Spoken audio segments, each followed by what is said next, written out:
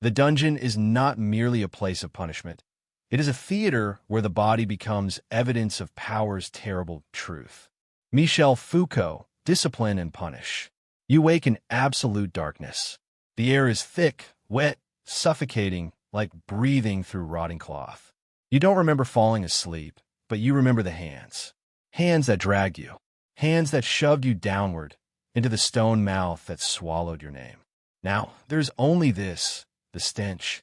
Human piss mixed with shit, with dried blood, with something older, something that no longer has shape but still has smell. Iron, decomposing flesh, mold growing over forgotten bones. You hear dripping in the distance. Water falling on stone, slow, eternal, like the heartbeat of something dead that refuses to stop. And beyond that, a scream. Distant, broken, someone who is no longer someone. You touch the wall. It's cold, wet, slimy. The stone has absorbed so much suffering it is no longer stone. It is a living scar. Your fingers slip. Something drips onto your head. Don't look up. Don't ask what it is. Because this place was not built for answers. It was built to erase questions. This is where the world hid its cruelty. But what was this place really for? This was not a place of justice. It was a place of forgetting. Dungeons were not designed to rehabilitate, to correct, to redeem. They were designed to erase, to disappear what the light must not touch. They were built beneath castles, beneath monasteries, even beneath hospitals. Holy places, places of power. And beneath them, they dug denial. Narrow spirals that descended in tighter and tighter circles, like the throat of a beast swallowing slow. Windowless pits, doors that only open from the outside. From within, nothing. No handles. No hope. Most had no latrines. No ventilation. No light sources. Only constant darkness, so dense you began to see it move. The air became poison. The floor, a soup of human filth. The walls wept perpetual moisture, and in time, you too stopped being solid. You dissolved into the stone, into the stench, into the silence that screamed. Because these spaces were not secrets by accident. They were architectural secrets. Intentional. No one was meant to remember what happened here. And the people sent to these places were not always criminals that a woman accused of witchcraft. She knew herbs. She healed fevers. She smiled too freely. They called her dangerous. A debtor who owed 3 coins. 3. He had children. He had hunger. He had no patron. They call him a thief of honor. A heretic who questioned a bishop. He asked why God's servants lived in silk while children starved in mud. They called him poison. A child born to the wrong family. Wrong blood. Wrong name. Wrong claim to land someone else wanted. They called him problem. These were not murderers. These were not monsters. They were the inconvenient, the questioned, the poor, the threatening, not because of what they did, but because of what they represented. A crack in the story, a flaw in the myth. The same lords who built soaring cathedrals, who commissioned paintings of angels and saints, who spoke of divine mercy, they built these tombs. They carved beauty above and horror below. The dungeon was a mouth that swallowed questions. It digested doubt. It excreted silence.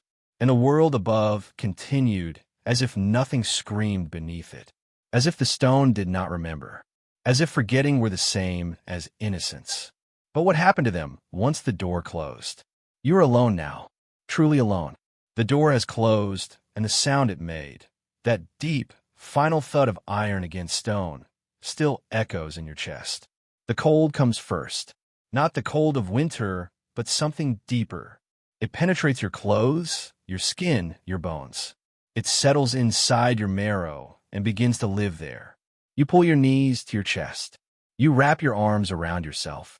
It does nothing. The silence is absolute, so complete that you begin to hear things that shouldn't be heard. Your heartbeat, the blood moving through your veins, the faint creak of your own joints. You hold your breath just to hear something different, but the silence swallows even that. Hours pass, or maybe minutes. Time has already begun to lose meaning. You wait for footsteps, for voices, for anything. Nothing comes, and slowly, horribly, you realize no one is coming. Not tonight, not tomorrow, Maybe not ever. Your mind begins to betray you. Shadows move where there is no light. You hear whispers in the dripping water. Your thoughts start to loop, to spiral, to eat themselves. Psychologists call this sensory deprivation. Historians call it isolation. But you, trapped here, you call it erasure. By morning, you are already different. Your body begins to forget what it was. The hunger comes in waves, sharp at first, then dull, then constant, then nothing. Your stomach stops asking. Your skin cracks at the corners of your mouth, around your knuckles, behind your knees. It weeps a clear fluid that smells sour. Your teeth loosen in your gums. You press your tongue against them and feel them shift, rooted in softness now, not bone. Your muscles begin to eat themselves. You try to stand, and your legs tremble, then buckle. The rats come at night. You hear them before you see them, claws on stone, whiskers brushing your ankle. They are not afraid of you. You are simply another feature of the room. Disease spreads in enclosed, filthy spaces like fire and dry wood. Your lungs begin to rattle. Your fever comes and goes in cycles you cannot track. Archaeologists have found skeletons in dungeon excavations, bones curved by rickets, eaten by tuberculosis, shattered by untreated fractures that healed crooked. These were not quick deaths. They were erosions. The body did not break all at once. It forgot itself piece by piece. The dungeon didn't need to torture you. Time did. Contrary to the stories, most prisoners were never tortured. Not because of mercy, because torture required resources. It required legal justification. It required witnesses, record keepers, confessions written in careful script. It required effort. And most prisoners were not worth the effort. But when it happened, it was theater. The rack stretched limbs until joints popped like greenwood snapping. The strappado hoisted bodies by bound wrists, shoulders dislocating with a sound like tearing fabric. The Iron Maiden, spiked, hollow, hungry, was largely a Victorian fabrication, a fantasy of cruelty sold to tourists. But the real tools were enough. Torture was not about truth. It was about power made visible. Michel Foucault understood this. The body became a canvas for authority. Pain was the ink. The screams were the signature. Public punishment was a lesson written in flesh, meant to be read by crowds who would remember and obey. The cruelty was calculated, not chaotic. Methodical, not mad. Every burn, every break, every severed finger served a purpose, to show what happens when you defy the order of things. Most prisoners never saw the tools. They only heard the screams. Contrary to the stories, most prisoners were never tortured. Not because of mercy, because torture required resources. It required legal justification. It required witnesses, record keepers, confessions written in careful script. It required effort. And most prisoners were not worth the effort. But when it happened, it was theater.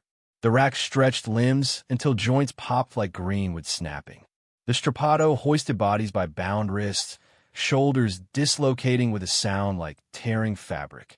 The Iron Maiden, spiked, hollow, hungry, was largely a Victorian fabrication, a fantasy of cruelty sold to tourists. But the real tools were enough. Torture was not about truth. It was about power made visible. Michel Foucault understood this. The body became a canvas for authority. Pain was the ink. The screams were the signature. Public punishment was a lesson written in flesh, meant to be read by crowds who would remember and obey. The cruelty was calculated, not chaotic. Methodical, not mad. Every burn, every break, every severed finger served a purpose, to show what happens when you defy the order of things. Most prisoners never saw the tools. They only heard the screams. There was a place worse than the dungeon. They called it the oubliette, from the French oublier, to forget. A dungeon within a dungeon. A vertical pit carved into stone, accessible only from above. No ladder, no door, just a hole in the ceiling. You were dropped, not lowered. Dropped. The fall lasted long enough to understand what was happening, but not long enough to prepare. You landed hard, on stone, on filth, sometimes on bones. The impact stole your breath. Your ankles shattered. Your ribs cracked against something that used to be someone. You looked up. A circle of dim light, impossibly far. You reached toward it as if distance were negotiable. It wasn't. Some oubliettes were dry. Some filled slowly with rainwater, with sewage, with groundwater seeping through cracks. You stood in it. Then you sat. Then you floated. Some contained the bones of previous occupants, femurs, skulls, ribs scattered like failed attempts at prayer. Excavations have found skeletons in positions suggesting they tried to climb. Fingernails embedded in stone. Vertebrae compressed from repeated leaping. Arm bones fractured from clawing at walls that offered no grip. They tried until their bodies gave out.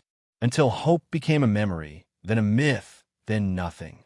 How long does it take to stop hoping? Above you, the world continued. Your family woke. They ate. They worked. They spoke your name less and less. At first, they asked questions. Where is he? When will she return? What do they do? But questions are exhausting. Dangerous, even. So they stopped. Your neighbors forgot you first. Then your friends. Then your children. You became a name that caused discomfort. So they stopped saying it. Your Lord, who sent you here, never thought of you at all. You were a decision made and filed away. A problem solved. A loose thread cut clean. This is social erasure. You became a ghost before you died. History is filled with prisoners released after decades. Men and women who climbed back into sunlight only to find their homes occupied by strangers. Their children grown and distant, half remembering a figure they were told not to miss. Their names absent from family records, from land deeds, from memory itself. You were not just imprisoned. You were deleted. Exiled from the story while still breathing in its footnotes. The dungeon didn't just bury your body. It buried your name. But some survived. Not many. Not most. But some. They created routines in the dark. They counted drips. They traced patterns on stone with broken fingernails. They told themselves stories, inventing entire lives in their minds, building worlds more real than the pit they inhabited. Some formed relationships with rats, naming them, feeding them crumbs of moldy bread, speaking to them like companions. Some memorized prayers and recited them in cycles, using devotion as a metronome for sanity. Some invented games, mental puzzles, imaginary journeys, conversations with people long dead. Historical accounts exist, rare but real, of prisoners released after years in darkness. Their testimonies reveal minds that bent but did not break, or broke in ways that allowed them to continue. They learned to see in blackness, to breathe shallow in thin air, to sleep in shifts so the rats wouldn't bite, to eat things that should not be eaten, to forget who they were and become something smaller, simpler, harder. Survival is not triumph. It is only delay, a refusal to give the stone what it wants. But the cost was high. Memory fractured, identity eroded, humanity worn down to its barest core. They survived, but what they survived as is another question. And what happened when the door finally opened? The door opens. After months, after years, after an eternity compressed into darkness, the door opens. And you do not know what to feel. The light is violence. It stabs your eyes, burns your skull, sends you reeling backward into the corner you know by touch. You cover your face. You weep without sound. Your legs no longer remember how to hold you. You crawl toward the threshold, and the world beyond looks like a painting you can't enter. Release was not salvation. Historical accounts describe prisoners who emerged and wandered aimlessly, unable to speak, unable to process the geometry of open space. Their minds had adapted to confinement. Freedom felt like falling. Some died within days, bodies too broken, immune systems too compromised, hearts too weak to sustain the shock of change. Others lived, but remained ghosts. They sat in corners. They flinched at voices. They couldn't sleep without stone pressing against their backs. They couldn't trust sunlight, couldn't trust silence, couldn't trust the absence of threat. The dungeon had rewritten them. It had carved new instincts into their flesh, new fears into their bones. They had survived the pit, but the pit survived in them. A second skeleton, a shadow self, a scar that moved when they moved. The dungeon let you go, but never left you. Who locked the doors? Who brought the bread? If bread came at all. Who held the keys? The jailers were not monsters born for the role. Often, they were prisoners themselves, debtors given a choice, criminals offered a bargain. Manage the others, and your sentence lightens. Your chains become longer. Your cell becomes a hallway. Power, even this small, this rotten, was still power. Proximity to suffering does something to the mind. It numbs or it corrupts. Sometimes both. Historical records reveal jailers who extorted prisoners, selling water, selling cleaner straw, selling rumors of release for coins families scraped together and never saw returned. Some offered false hope as currency. Your Lord has remembered you. One more week. One more payment. Lies that bought compliance. But there were others. A few. Those who smuggled extra food. Who whispered news from the outside. Who left doors unlocked for minutes so prisoners could see the sky through a distant window. These acts of mercy were dangerous. Some jailers were punished, flogged, demoted, thrown into the same cells they had tended. The system tolerated cruelty, but not compassion. Compassion was subversion. The dungeon turned everyone into something they weren't. The kept became animals. The keepers became something worse. And the children. Children were sent to dungeons, not as exceptions, as policy. Born into debt they could not comprehend. Accused of theft for stealing bread they needed to survive. Born to the wrong family, the wrong bloodline, the wrong moment in history. Sometimes they descended with parents. Small hands gripping larger ones in the dark. Sometimes they went alone. Archaeologists have excavated dungeons and found small skeletons, femurs no longer than forearms, skulls that fit in one hand. Beside them, toys carved from bone, crude animals, crooked dolls, objects made by adult prisoners trying to give children something other than horror. In one excavation, they found tiny handprints preserved in clay, pressed into the wall as if reaching for something or someone. These children grew in darkness. They learned to speak in whispers. They learned that hunger was the baseline, not the exception. They learned that the world above had decided they did not matter. Some died before their first words. Some lived long enough to forget what sunlight looked like. The records do not name them. History did not care enough to write them down. The names are gone, but the stones remember. Monasteries had dungeons. Convents had cells beneath cells. Bishops imprisoned heretics in the same buildings where they preached forgiveness. Religious trials, inquisitions, witch hunts, purges of thought, sent thousands below, into stone chapels carved under stone chapels. This is the paradox that cuts deepest. Institutions of mercy building machines of suffering. They justified it, of course. Dungeons were not cruelty, they were correction. Imprisonment was not punishment, it was protection. Protection of the soul. The body could rot if it meant the spirit might be saved. Heretics were imprisoned for decades, given only bread and scripture, told their pain was prayer. Women accused of witchcraft were left in pits to contemplate their sin. Sins they did not commit, sins invented by men who feared their knowledge, their independence, their refusal to shrink. Scholars who questioned doctrine were silenced in darkness. Their books burned above while they burned below in slower, colder ways. God was invoked constantly. Prayers echoed in those chambers. Hymns were sung by captors who believed themselves righteous. They truly believed the suffering they administered was holy. That cruelty, baptized in faith, became love. God was invoked in the darkness, but he did not answer. Dungeons didn't disappear. They evolved. By the 18th century, Enlightenment thinkers condemned them as barbaric relics of a darker age. They spoke of reason, reform, human dignity. They wrote treatises on justice and published manifestos on the rights of man. And then they built prisons. The architecture changed. Dungeons became cells. Chains became schedules. Darkness became regimentation. But the philosophy remained: isolation, punishment, erasure. The prisoner was still a problem to be hidden, a question to be buried. Jeremy Bentham designed the Panopticon, a prison where every inmate could be watched at all times, seen but never seeing back. He called it progressive. Foucault called it a perfection of control. The dungeons of old were chaotic, forgotten, inefficient. The new prisons were organized, systematic, industrial. Cruelty became bureaucracy. Suffering became policy. We stopped calling it vengeance and started calling it rehabilitation. But the doors still locked from the outside. The walls still swallowed names. The forgotten still screamed where no one could hear them.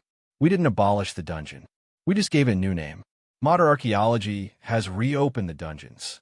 Beneath renovated castles, beneath parking lots, beneath tourist sites and shopping centers, we dug. And we found them. The bones came first. Hundreds, thousands, arranged in piles, scattered in corners, buried in unmarked pits. Some still bore shackles.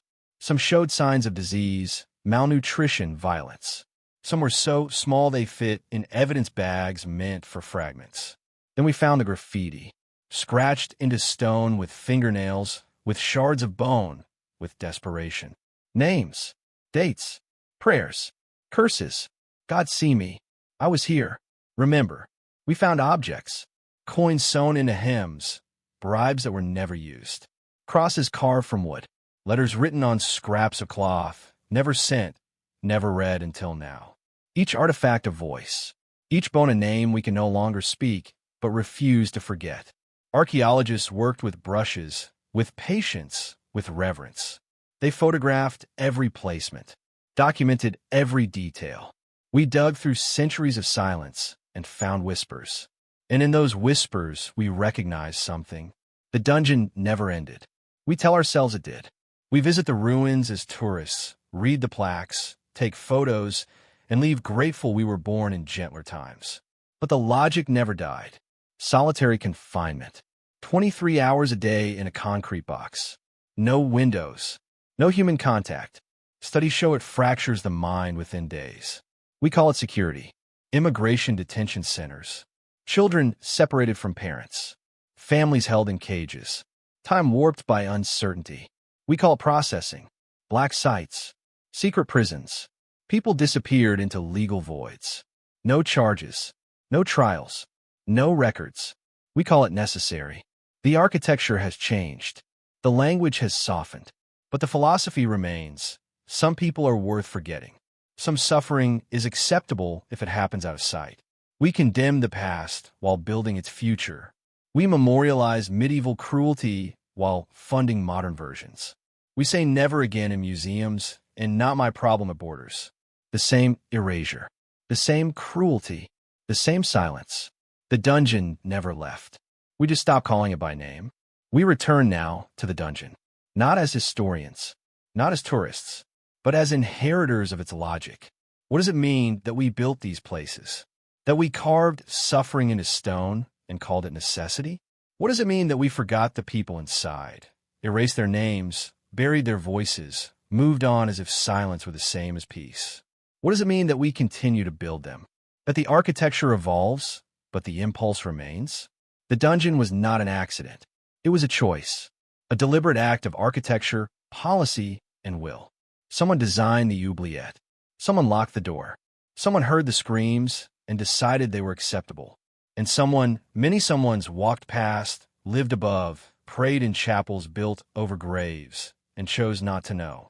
We carry that weight whether we acknowledge it or not. The capacity for cruelty, the ease of forgetting, the comfort of looking away. History is not a distant country. It is a foundation we stand on. And if we do not look down, we will never see what holds us up. Picture a door, half open, light bleeding in, but no one inside. Only stone, only silence. And when we finally opened the doors, we found only echoes, because we had already forgotten how to listen.